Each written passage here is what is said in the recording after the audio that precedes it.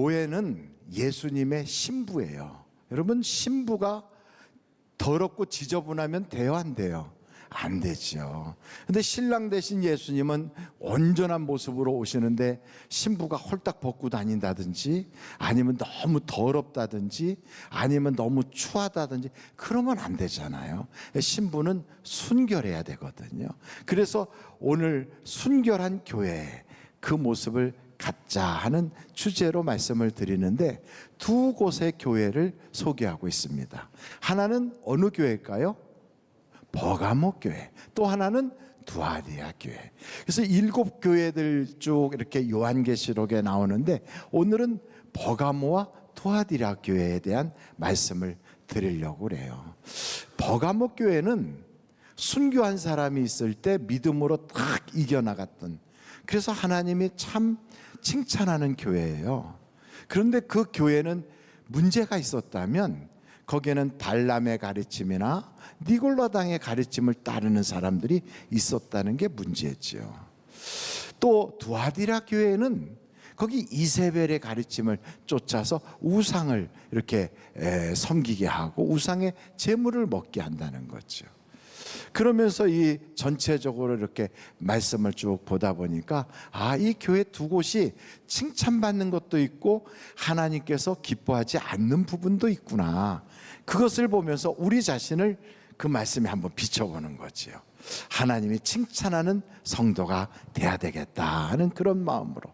그래서 여러분, 저는 오늘 이 말씀을 같이 여러분과 나누면서 우리는 하나님 앞에 순결한 이단 사설이나 혹은 세상 경제적인 어려움에 집착하여 빠져 있거나 그러지 않고 하나님 앞에 순수한 신앙을 간직하는 그런 교인들이, 그런 성도들이 다 되시기를 간절히 바랍니다. 자, 그러면 한번 오늘 이 교회의 문제점을 한번 같이 살펴볼 텐데, 발람, 니골라 혹은 이세벨 혹은 그런 여러 가지 문제들이 쭉 나타나고 있거든요. 그런데 이 문제들에 대하여 설명하는 그분, 발람이라고 하는 인물에 대하여 유다서에는 어떻게 설명하고 있는가? 한번 유다서로 가보겠어요. 이 유다서는 누가 기록했죠? 유다가 기록했어요. 가론 유다? 아니고요. 예수님의 동생 유다가 있어요. 예수님에게는 동생들이 여럿인데 그 중에 야고보라고 하는 동생이 기록한 것이 야고보서고요. 유다라고 하는 동생이 기록한 것이 유다서예요. 그러니까 유다서 1장 11절 말씀 우리 한번 같이 읽도록 하겠습니다. 시작. 화 있을진저 이 사람들이여 가인의 길에 행하였으며 삭슬 위하여 발람의 어그러진 길로 몰려갔으며 고라의 배역을 따라 멸망을 받았도다. 몇 사람이 등장하지요? 세 사람. 자, 그럼 기억나시는 대로 한번 말씀해 보시자고요. 첫째 누구라고요? 가인. 두 번째 누구요? 발람. 세 번째 누구요? 고라. 이렇게 세 사람이 등장하는데 이분들은 다 하나님으로부터 엄청난 특혜와 은혜를 받았던 사람들이에요. 그런데도 그 은혜를 기억하지 못하고 그 특혜에 감사하지 못하고 은혜를 헛되이 받은 사람들이에요. 그래서 여러분, 유다는 이 세 사람을 3대 배도자라고 꼽아놓는 인물들인데, 거기서 발람이라고 하는 한 사람만 딱 뽑아서 생각할 것이 아니라 왜 이 세 사람이 성경에 등장하는 수많은 사람들 중에 그 유명한 배도자일까? 그 첫째 가인이라고 하는 인물을 보시자고요. 여러분, 가인은 누구의 아들이죠? 아담의 아들이에요. 아담은 인류 역사 최초의 가정인데 아담과 하와를 통하여 가인이 출생했어요. 그러니까 가인은 인류 역사가 시작되고 나서 가장 먼저 태어난 장남이에요. 장남에게는 뭐가 있냐면 장자권이 있어요. 부모님이 유산을 남길 때 장자에게는 2배의 갑절의 유산을 남기고 나머지들에겐 다 똑같이 나눠준다고요. 그게 성경에서 가르치고 있는 말이에요. 그러니까 여러분, 장자가 되면 갑절의 복을 받게 되는 거거든요.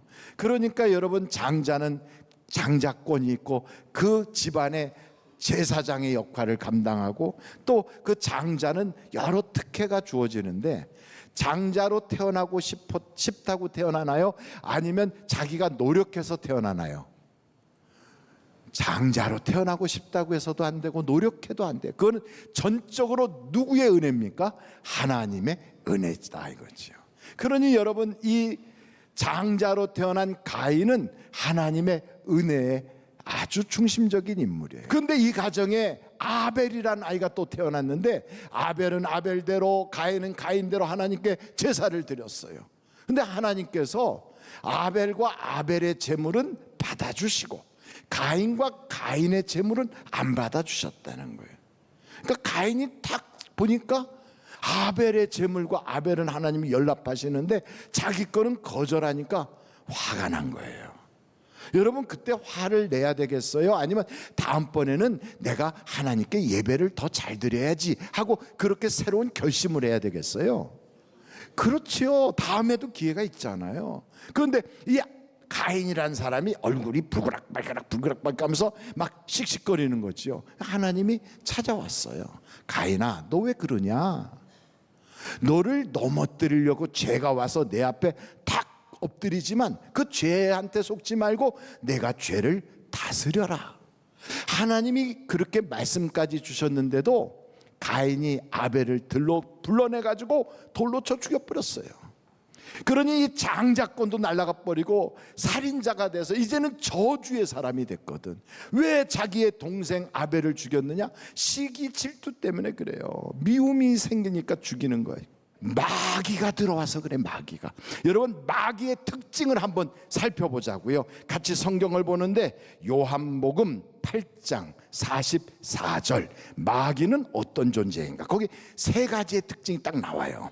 너희는 너희 아비 마귀에게서 났으니 너희 아비의 욕심대로 너희가 행하고자 하느니라. 뭐가 있다고요? 욕심. 그래, 욕심이 있어요. 그는 처음부터 뭐한 자요? 살인한 자. 살인이라는 건 미움, 시기, 질투, 이런 게 살인이 영적이. 진리가 그 속에 없으므로 진리에 서지 못하고 거짓을 말할 때마다 뭐가 있다고요? 거짓. 제 것으로 말하나니 이는 그가 무슨 쟁이라? 거짓말쟁이요 거짓의 아비가 되었음이라. 마귀에게는 세 가지의 특징이 있어요. 그 첫째가 뭐라고요? 욕심이 있어요. 두 번째, 시기질투, 미움이 있어요. 세 번째, 거짓이 있어요. 마귀가 무슨 뿔을 달고 우리 집에 들어오는 게 아니에요. 마귀는 보이지 않는데 이게 딱 오면 그 증세가 나타나. 감기라는 건 눈에는 안 보이는데 딱 들어오면 코가 맹맹해지고 머리가 찌끈찌끈 아프고 열이 올라가고 목이 칼칼해지고 아, 이게 감기가 왔구나 하고 아는 것처럼 마귀가 딱 들어오면요 갑자기 나에게 욕심이 생겨. 그리고 미운 사람이 생기고 시기 질투가 나와. 그리고 자꾸만 나도 모르게 말할 때마다 입에서 쑥쑥 거짓이 나와요. 여러분, 이런 증세가 나오면 그건 마귀의 역사거든. 그때는 어떻게 해야 돼요? 예수의 이름으로 마귀야 내게서 떠나가라, 쫓아내야 돼요. 욕심이, 쓸데없는 욕심이 생기면 아, 이건 마귀구나 하고 그걸 탁 쳐버려야 돼. 자꾸 사람이 미워지고 시기심 생기고 질투심이 생기면 아, 이건 마귀구나 하고 그걸 딱 쳐버려야 되는 거예요. 나도 모르게 습관적으로 자꾸만 축소하고 과장하고 거짓말하고 이건 마귀구나 하고 딱 쳐버려야 돼요. 저는 여러분이 마귀와 친하지 않고 마귀를 거절하고 끊어버리고 마귀를 쫓아낼 수 있기를 간절히 바랍니다. 두 번째 사람이 발람이에요. 여러분, 발람은 엄청난 하나님의 축복을 받은 사람이에요. 어떤 은사를 받았느냐면 말하는 대로 되는 거예요. 말하는 대로. 축복을 하면 축복이 되고 저주를 하면 저주가 이루어져요. 언권이라고 할 수 있어요. 이건 엄청난 능력이잖아요. 그런데 여러분, 그게 발람에게만 주신 게 아니라 우리에게도 그걸 주셨어요. 믿으십니까? 하나님이 내가 말한 대로 내가 갚으리라 그러셨거든요. 그래서 우리가 사람들에게 축복하면 그 사람이 축복을 받아요. 그 사람이 축복받을 그릇이 안 되고 못하면 그 축복이 나에게 돌아와요. 축복권이 어디 있다고요? 우리의 입술에 있다고요. 입술에. 그런 축복권을 자꾸 써야 되지요. 써야 되지요. 근데 이제 발람이라고 하는 사람이 그런 축복권을 가졌다는 얘기를 듣고 저 모압 왕 발락이가 사람을 보내가지고 와서 이스라엘 사람들을 보고 저주를 해달라 그러는 거지요. 그랬더니 하나님이 그 따라가지 마 그랬다고요. 근데 따라가지는 마라 그러니까 못 가는 대신에 자꾸 물질이 눈에 들어와. 저거 갖고 싶은데 갖고 싶어. 여러분, 욕심은 뭐의 특징이라고 그랬어요?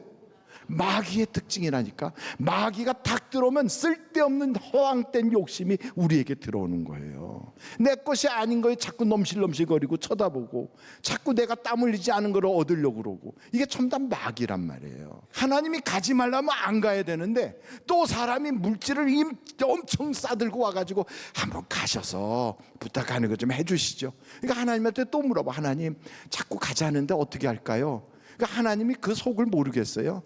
그래, 가라 그러니까. 여러분, 자꾸 똑같은 질문 자꾸 하는 건 자기 생각이 있다는 거거든. 그러니까 가라 그런 거죠. 가는데 하나님이 보시니까 괘씸하지. 한번 말을 해도 안 들어. 그러니까 사자를 보내가 천사가 그냥 죽이려고 칼을 들고 있는데 이 발람은 눈이 영안이 어두워져서 못 보는 거지요. 근데 그 집에 나귀는 그걸 봤어. 이렇게 보고 아이고 죽겠네. 그래갖고 나귀가 이리 가고 저리 가고 그 피하느라고 비틀거리니까 눈이 어두워진 이 발람이요, 이게 뭐 지팡이로 막 자기 그 나귀를 때리니까 나귀가 나중에 입이 열려가지고 왜 때리냐 나를 그러잖아요.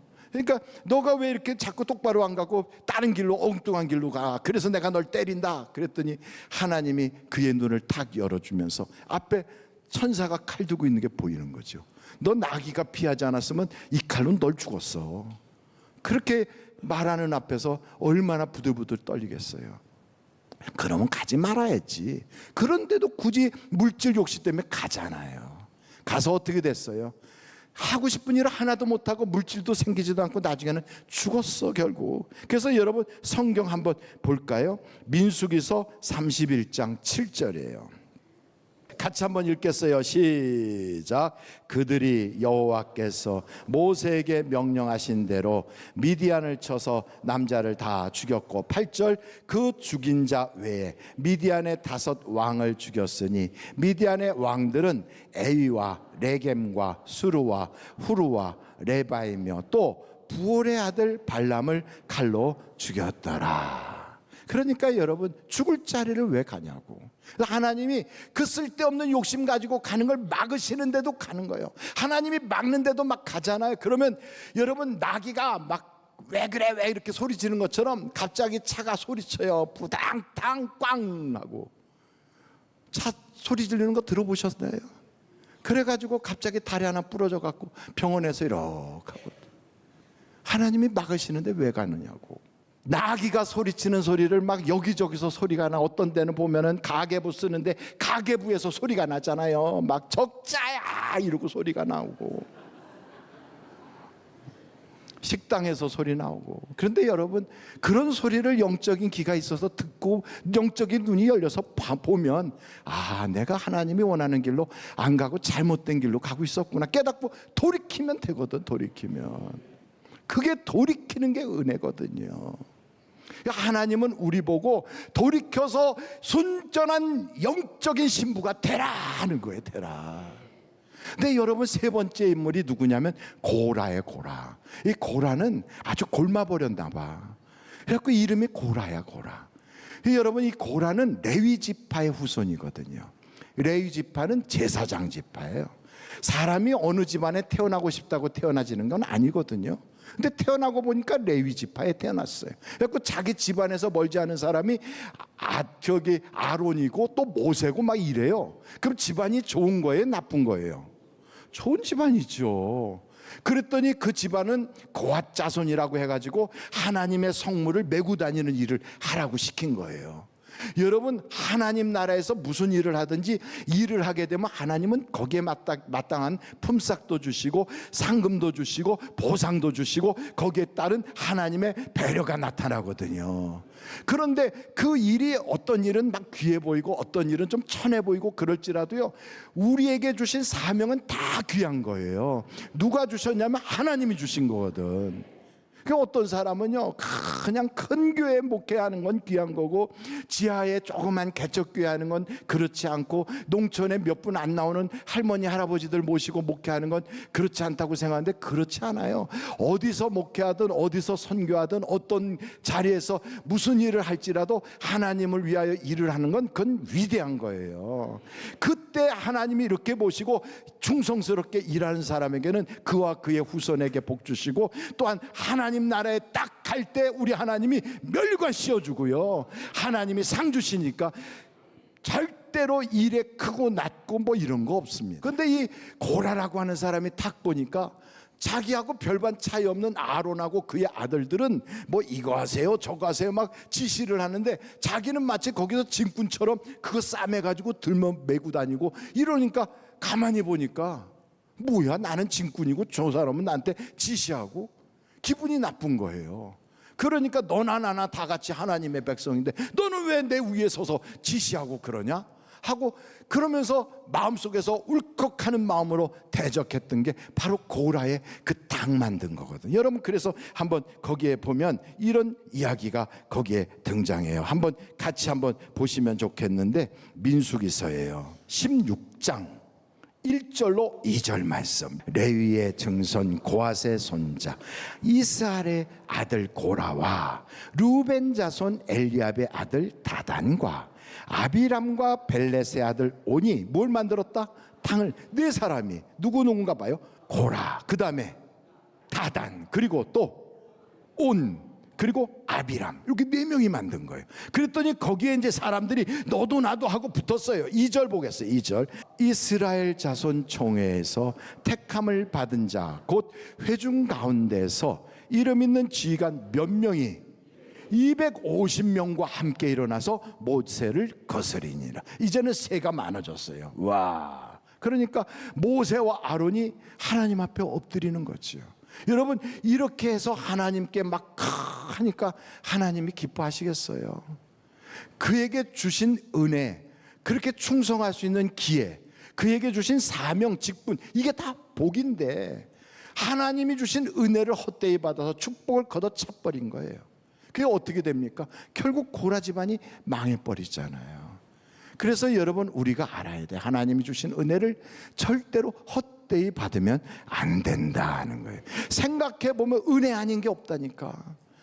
조금 아까도 제가 그랬잖아요. 살아 있는 게 은혜고 예수 믿는 게 은혜고, 내 주변에 이렇게 좋은 사람들과 함께 있다는 게 은혜고, 태어났는데 북한이 아니라 대한민국에 태어났다는 게 은혜고, 여러 가지 생각해보면 은혜 아닌 게 어디 있습니까?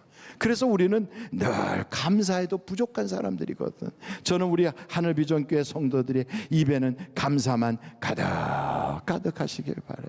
크게 두 번째 말씀을 보면 이단에 빠지지 말고 믿음을 붙잡으라 하는 거예요. 여기 보니까 이단 니골라당이 이단이잖아요. 여러분, 니골라라는 사람은 어떤 인물인가요? 사도행전 6장에 보니까 빌립 집사, 스데반 집사, 이렇게 아주 위대한 집사님들과 똑같이 성령 충만 받아가지고 사람들의 칭찬을 받으면서 안수에서 안수 집사가 된 인물이에요. 그러니 얼마나 이 사람이 영광 속에 있습니까?